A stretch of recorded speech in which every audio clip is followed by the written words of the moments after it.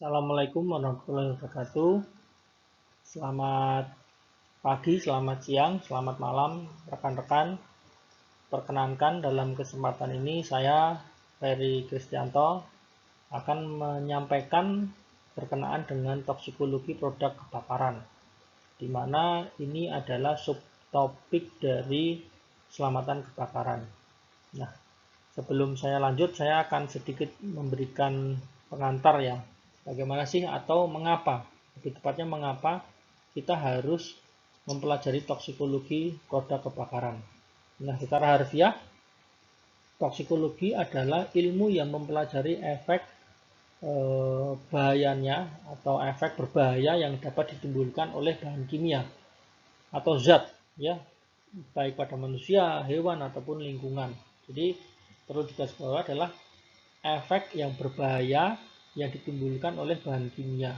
Ya, kepada siapa? Pada manusia, hewan atau lingkungan. Nah, menjadi pertanyaan adalah produk kebakaran itu kenapa harus kita pelajari toksikologi yang tadi? Berarti ada efek berbahayanya gitu kan. Nah, kalau kita tahu bahwasanya mungkin berita di TV ataupun di media online, tidak semua korban kebakaran itu meninggal karena terbakar atau mengalami luka bakar. Ada yang meninggal karena ini apa namanya, terpapar gas atau keracunan gas gitu kan. Nah, tiba-tiba disiup langsung meninggal. Nah, inilah mengapa kita harus mempelajari toksikologi dari produk kebakaran. Ingat, kebakaran tidak hanya berbahaya membakar secara langsung fisik ke kita, tapi secara langsung adalah itu tadi, produk dari kebakarannya sendiri bisa membunuh gitu kan. Jadi itulah mengapa kita mempelajari toksikologi produk kebakaran. Ya. Sebelum saya lanjut, saya akan sebentar cerita mengenai asal muasal api kan. Nah, teori yang ada namanya segitiga api ya. Ini menjelaskan di mana api itu terbentuk dari 3 elemen, yaitu yang pertama adalah elemennya oksigen, di mana oksigen itu selalu ada di udara gitu kan. Dan oksigen bersifat oksidator ya. Oksidator itu adalah eh, apa namanya, bahan yang tidak mudah terbakar sebetulnya. Tapi jika dia ada, dia itu mempercepat atau memperbesar atau memperkuat dari proses oksidasi itu sendiri gitu kan. Nah, kalau kita belajar apa namanya, dampak-dampak kebakaran, ada namanya backdraft namanya. Backdraft itu sudah terjadi kebakaran di ruang tertutup, tiba-tiba si kru fireman ini tiba-tiba masuk membuka pintu gitu kan, itu tiba-tiba akan meledak gitu kan. Nah, kenapa meledak? Karena tadi tiba-tiba mendapatkan asupan oksigen yang banyak, dia akan meledak. Makanya kalau tim rescue itu dia mecahin kacanya dikit-dikit gitu kan, sehingga oksigennya masuk dikit-dikit, baru tidak terjadi peledakan, baru dia masuk.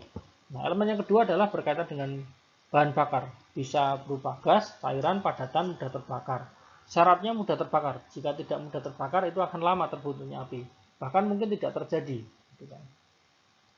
Yang selanjutnya adalah panas. Nah, panas itu bisa berasal dari panas tempat lain, atau mungkin sebelumnya sudah ada api dulu, atau bahkan dari listrik.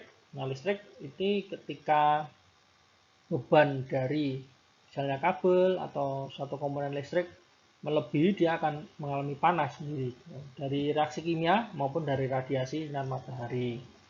Nah, dari tiga ini ketika ketemu sudah pasti barang tentu akan terbentuk api.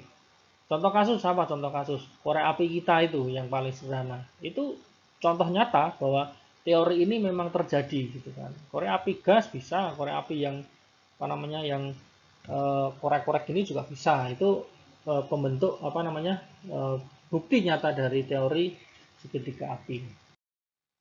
Nah, dari setiap kebakaran atau pembakaran itu sudah pasti menghasilkan yang namanya asap dan gas.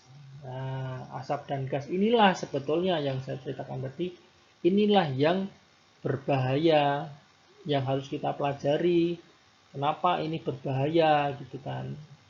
Ini beberapa korban meninggal karena menghirup asap atau gas yang terbentuk dari proses pembakaran ini gitu kan. Saya contoh kasus yang saya ambil adalah menurut GAN di 2001 itu sekarang banyak bahan bangunan maupun alat rumah tangga ketika terbakar itu muncul asap dan gas, itu sudah pasti gitu kan. Dan kita tahu semua itu ada dan nyata gitu kan, dan menyebabkan, jika dihisap, menyebabkan meninggal.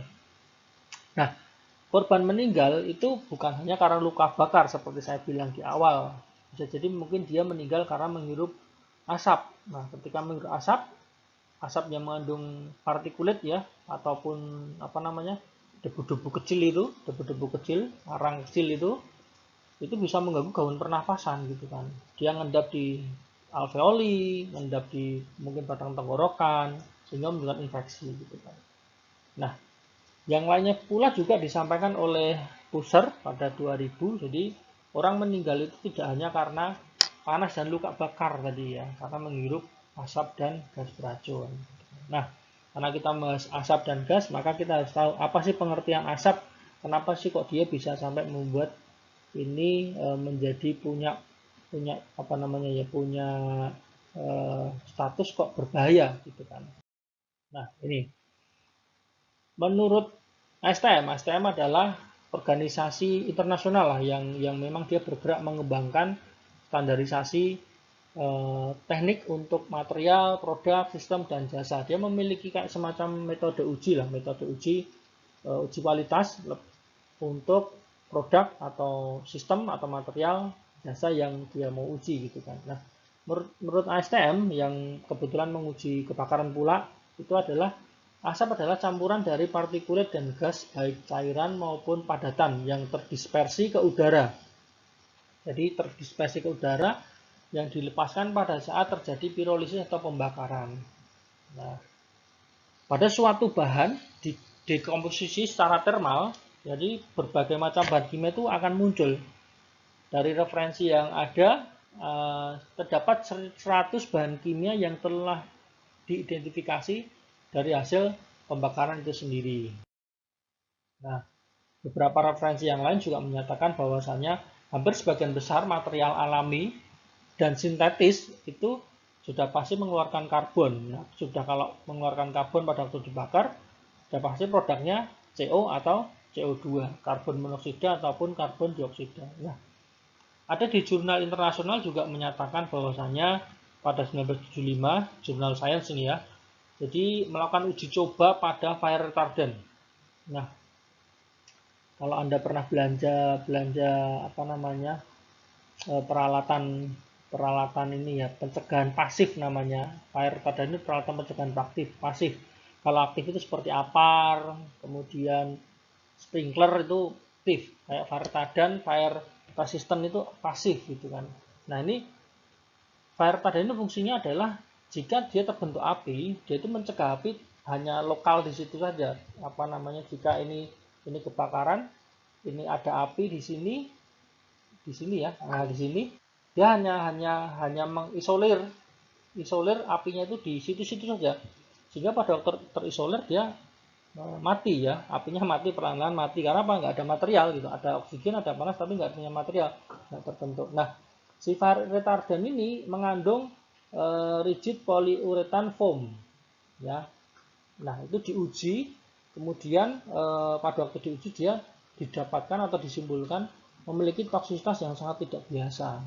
Nah, sangat tidak biasa adalah jadi dia punya apa namanya, kandungan toksik yang bercampur-campur, jadi tidak hanya tunggal gitu. Akhirnya dari hasil uji ini menyimpulkan bahwasanya waktu itu si fire retardant dengan bahan rigid polyurethane foam ini akhirnya ditarik secara komersial, tidak boleh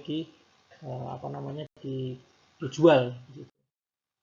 Nah, saya lanjutkan berkaitan dengan tadi ya, saya ngomongin toksikologi produk kebakaran. Nah, sebetulnya secara garis besar produk kebakaran itu dibagi menjadi 3. Yang pertama adalah asphyxian ya. Asphyxian adalah bahan yang dapat menyebabkan efek narkose.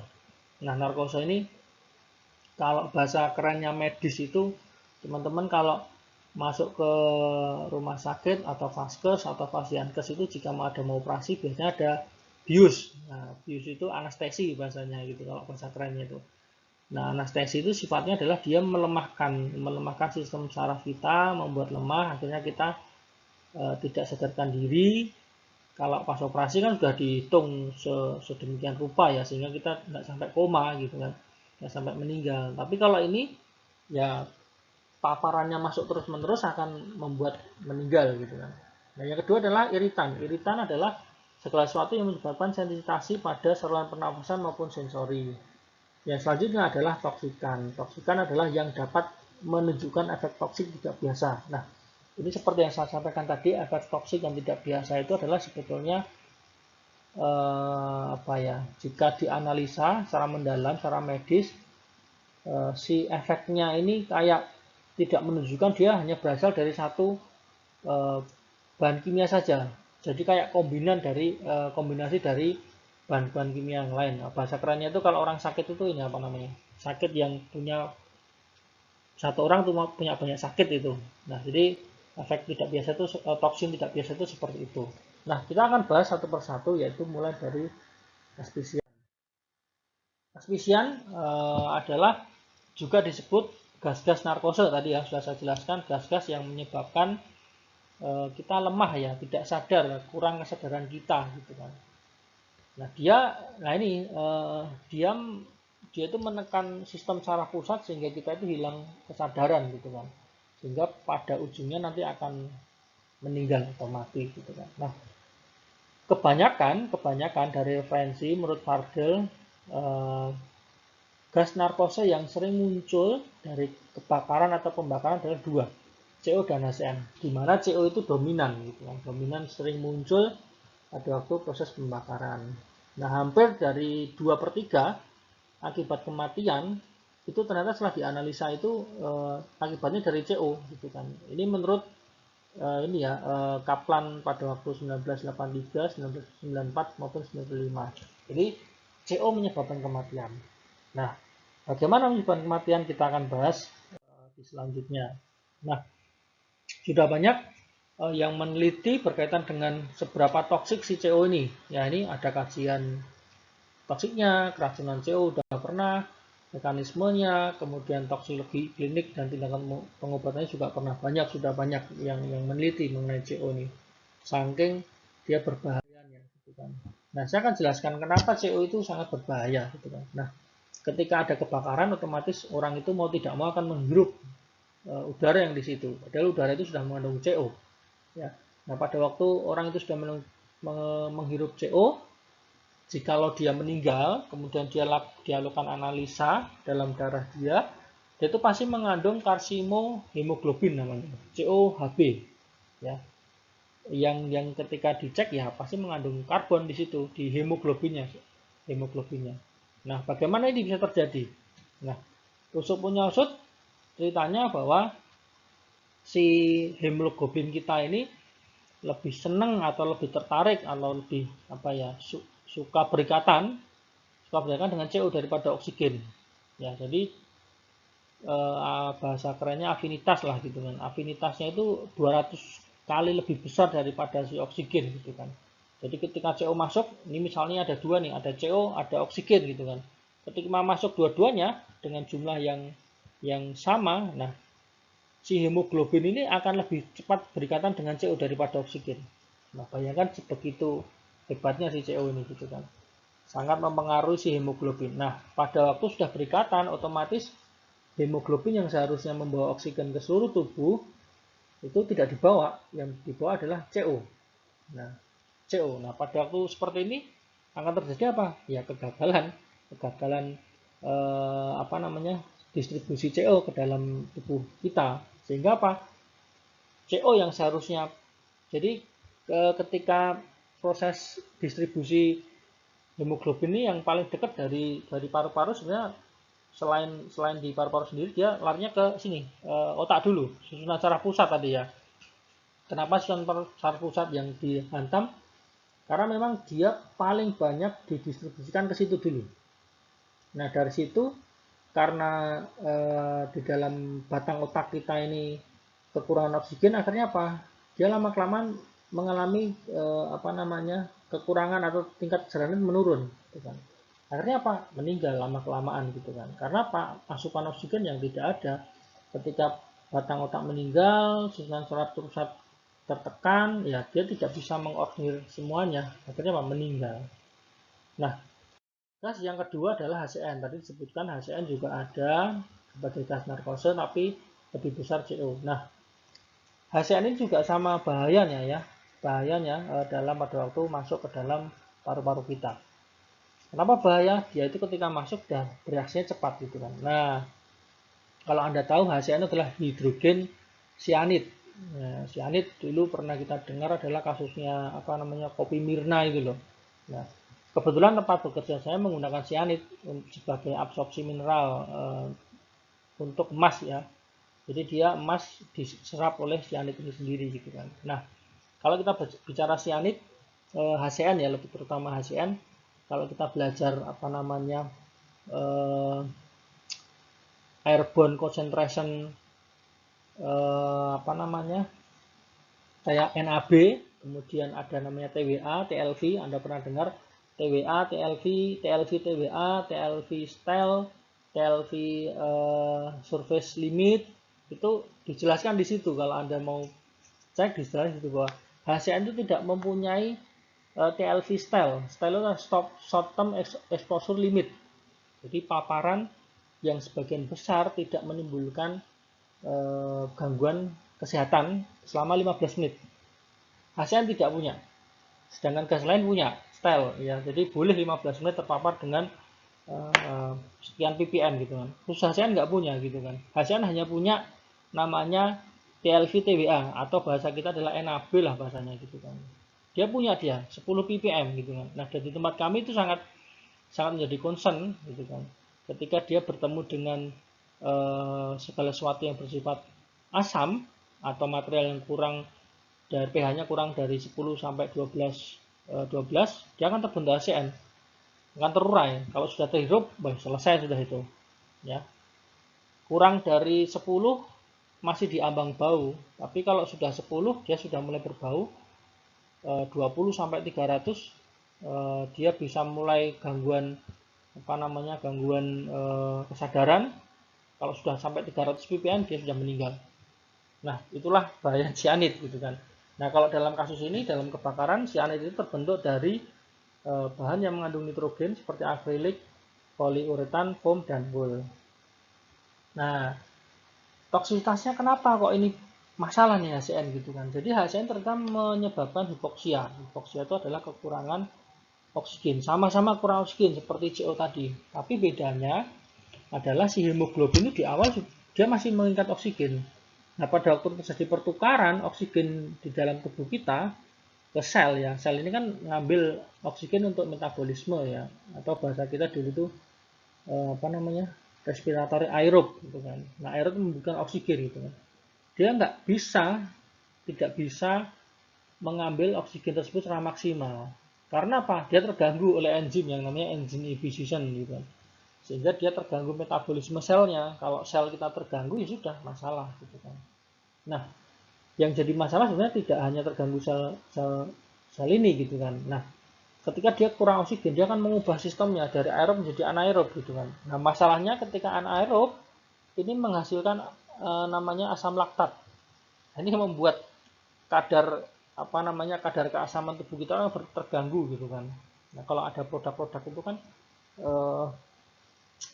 meningkatkan kadar basa dalam tubuh kita, minuman alkali kayak itu kan ada itu yang jualan-jualan sekarang itu minuman alkali gitu kan. Itu sebenarnya gara-gara proses itu gitu kan. Jadi kadar asam kita tinggi dalam darah gitu. Karena apa? Bisa jadi mungkin karena ini gitu kan. Karena tadi proses aerob menjadi anaerob gitu kan. Kenapa anaerob? Produknya adalah asam laktat, itulah menjadi asam kadar tubuh kita atau bahasa lainnya asidosis lah seperti itu. Nah, bahaya HCN yang lain, beberapa referensi menyatakan bahwa dari matras poliuretan ini menyebabkan kematian. Nah, kenapa memberikan kematian?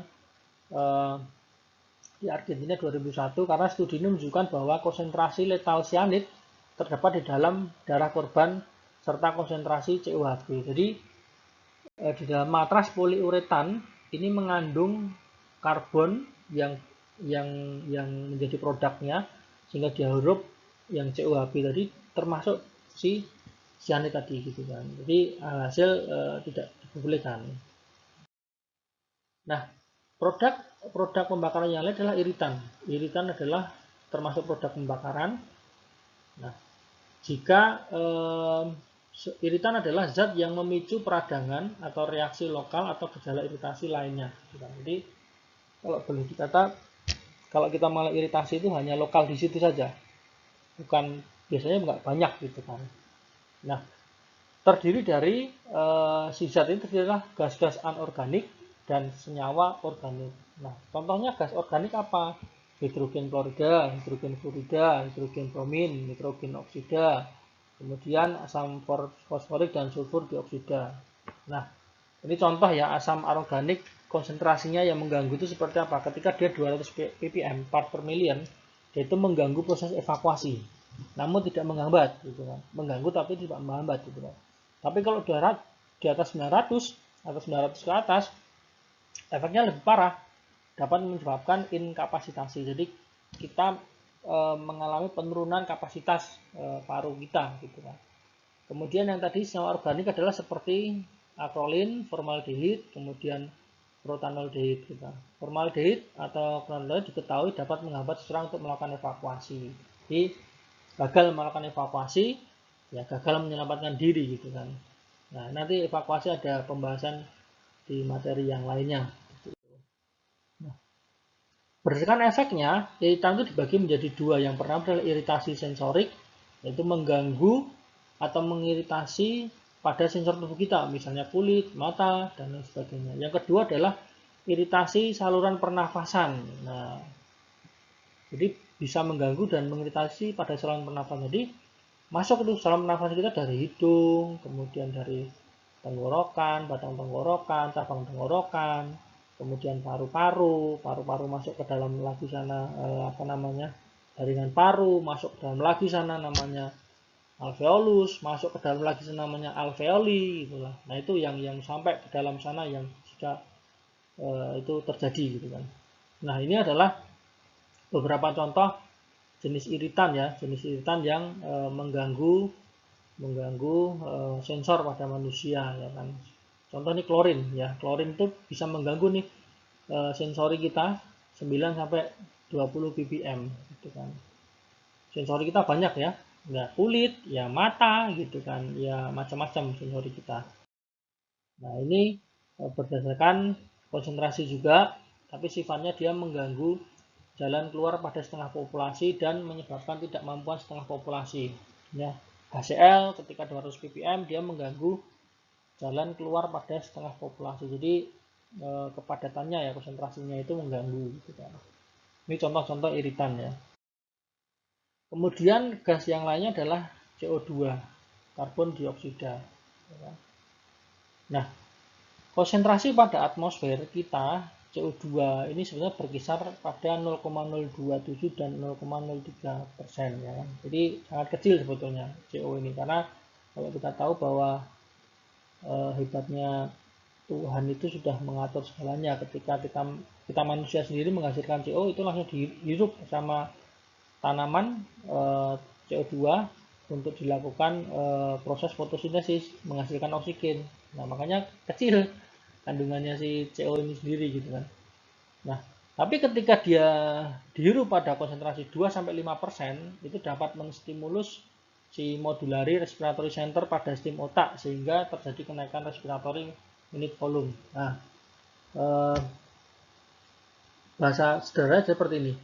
Ketika CO2 ini dihirup konsentrasinya 2-5%, jadi medulla respiratory center ini adalah bagian pada stem atau batang otak yang mengatur secara sadar maupun tidak sadar pada waktu kita bernafas.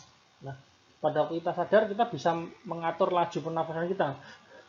Tapi kalau pas tidur itu kita nggak bisa ngatur. Siapa yang ngatur? Inilah medulla respiratory center ini. Nah, jika dia masuk mempengaruhi si medulla ini, medulla langsung memberikan perintah, gitu. Naikkan laju pernafasannya. Nah, ketika kita atau siapapun lah terhirup 2-5% CO2. Nah, walaupun CO2 tidak bersifat toksik pada bakaran, ya, maksudnya daripada CO sama HCN tadi ya, pada tingkat mengenah dapat meningkatkan atau menstimulasi laju pernafasan dan meningkatkan uptake gas-gas lain. Jadi tadi ya, pada waktu si medula itu menyuruh atau menginstruksikan untuk laju pernafasan naik, akhirnya apa? Intake kita akan semakin banyak, ya kan? Nafas kita akan menghirup semua yang ada di situ. Nah, ini akan bermasalah, sehingga pajanan yang lainnya juga akan masuk. Nggak cuma CO2, ya kan? CO juga masuk juga. Akhirnya apa? Tadi efeknya berkombinasi gitu kan, sehingga ada bahasa toksis tidak biasa. Nah, hal yang lainnya adalah ketidakcukupan oksigen, gitu kan. Nah, konsentrasi oksigen pada atmosfer kita adalah 21%. Nah, selama proses pembakaran oksigen dikonsumsi sebagai sehingga terjadi penurunan kadar oksigen. Jadi sebetulnya oksigen ada, kemudian digunakan untuk proses oksidasi, otomatis dia akan turun kadarnya gitu kan, atau jumlahnya gitu kan. Ketika konsentrasi ini rendah, yaitu di bawah 15%, kemudian konsentrasi CO2-nya tinggi atau lebih dari 5% tadi, efeknya apa? Efeknya laju pernafasannya akan tinggi. Sehingga ada efek lain juga, efek narkose tadi, efek narkose di depan, di awal ada gas-gas asfixia tadi, yaitu apa? Ya, kita lama-kelamaan akan mengalami tingkat penurunan kesadaran, akhirnya sampai dengan mati. Nah, ketika konsentrasi oksigen menurun di bawah 21% menjadi 17%, koordinasi motorik kita terganggu. Nah, ini sebetulnya hubungannya dengan cerita narkose tadi gitu kan. Efek narkose tadi apa? Dia sudah menyerang sistem secara pusat gitu kan. Nah, pada waktu sistem kita terganggu gara-gara apa? Tidak ada oksigen ke sistem secara pusat kita karena tertekan ya, batang otak kita kekurangan oksigen, akhirnya apa? Koordinasi motorik kita itu terganggu. Ini sebenarnya ada hubungannya dengan tadi gangguannya akibat dari karboksi hemoglobin. Gitu kan. Nah, gara-gara karboksi hemoglobin, oksigen juga kurang. Oksigen kurang, akhirnya apa? Susunan saraf pusat tidak bisa mengkoordinasi sensor motor kita, gitu kan. Dan ini ternyata dibuktikan oleh Pak Kaplan ini 1984. Ya. Nah, ini beberapa gejala yang berhubungan dengan ketidakcukupan oksigen gitu kan. Ketika dia kadar 16 sampai 21 normal, nggak ada simptom, ya kan. Ketika dia 10 sampai 12 dia sudah mengalami hipoksia gitu kan. Hipoksia, bingung, lelah, pusing gitu kan. Kemudian kurang dari 6 bisa kejang-kejang. Sumber saya ambil dari Harley 2003 ya. Jadi jelas di sini beberapa konsentrasi oksigen ketika menurun, efeknya patologisnya akut ya, jadi langsung waktu itu gitu kan. Ini gejala-gejalanya gitu kan, simptomnya gitu kan. Yang selanjutnya adalah mengenai radikal bebas. Ya, apa itu radikal bebas? Nah, nanti kita akan bahas di pembahasan berikutnya. Jadi, asap dari pembakaran dari berbagai material sintetis alami digunakan di gedung dapat mengandung radikal bebas. Nah, sebetulnya radikal bebasnya adalah bagian dari oksigen ya, oksigen yang dia merupakan bukan produk ya, merupakan sampingan dari proses pembakaran sendiri, dan dia sifatnya atom yang memiliki elemen bebas, dia tidak berikatan dengan apapun gitu kan. Radikal bebas dapat berada pada fase gas dan pada permukaan partikel jelaga dalam asap. Nah, beberapa radikal bebas terdeteksi menjadi hasil pembakaran selulosa, kayu, cat, kering, polietilen, dan karet. Radikal bebas yang berasal dari pembakaran dapat menyebabkan toksitas terhadap sel. Nah, ini maksudnya begini. Terganggu pula sel kita, metabolisme, sehingga tidak bisa memperbarui sel itu. Nah, alterasi ekspresi gen, jadi alterasi ini, jadi gen kita itu mengalami mutasi, tapi mutasinya itu berdampak ke buruk, gitu kan, gara-gara radikal bebas ini, dan karsinogenis, kematian sel, dan yang lainnya. Nah, sedikitnya terdapat 3 jenis radikal bebas yang dapat terbentuk ya, atau terbentuk dari proses oksidasi tadi. Jadi ini adalah produk sampingannya dari oksidasi atau pembakaran. Yang pertama adalah yang membentuk oksigen pada pusat radikal. Ya, maksudnya adalah kita itu sebetulnya di dalam tubuh kita itu ada oksidasi dan menghasilkan radikal bebas sebetulnya di dalam tubuh kita itu gitu kan. Jadi sudah ada gitu kan, namanya radikal endogen kalau nggak salah. Jadi memang radikal yang dihasilkan oleh tubuh kita sendiri gitu kan. Yang kedua adalah karbon dioksida anion radikal dan karbon center radikal. Ini paling tidak 3 jenis radikal yang dapat terbentuk ya kan. Ini referensi dari Prior 1990 dan Wallace 1997. Nah, yang selanjutnya adalah kita bahas mengenai partikulat. Tadi ada di awal saya ngomongin gas, asap, ya kan. Kalau kita ngomongin asap itu biasanya itu mengandung partikulat juga gitu kan. Nah, partikulat ini karena dia sifatnya selalu ikut dalam asap, dia itu akan apa ya, warnanya akan memperkeruh, menambah kepekatan dari asap itu sendiri, dan ini sifatnya akan mengganggu evakuasi maupun pertolongan gitu kan. Jadi mau nolong susah karena apa? Jarak pandangnya terbatas gitu kan. Nah, deposit partikulat ini sebenarnya produk dari pembakaran yang tidak sempurna gitu kan. Kalau sempurna dia habis pasti, sudah hilang dalam bentuk gas. Tapi kalau tidak sempurna, nah ini menjadi partikulat gitu kan. Jadi kecil-kecil gitu, kayak bahasanya apa ya, jelaga-jelaga atau arang-arang kecil lembut-lembut begitu. Ini mengandung karbon, hidrokarbon dan jelaga. Nah, efeknya apa jika ini ada? Yang satu adalah gangguan penglihatan, sudah pasti karena mengganggu evakuasi, mengganggu pertolongan pertama, terjadi gangguan penglihatan. Apa? Jarak pandang terbatas gitu kan. Kemudian kabur, itu sudah pasti. Ya. Yang kedua adalah iritasi mata gitu kan. Nah, bagaimana bisa mengiritasi? Si partikulat ini kan sebenarnya padatan gitu kan. Ketika dia nempel ke area sensor kita gitu, ini kan jadi masalah ini kan.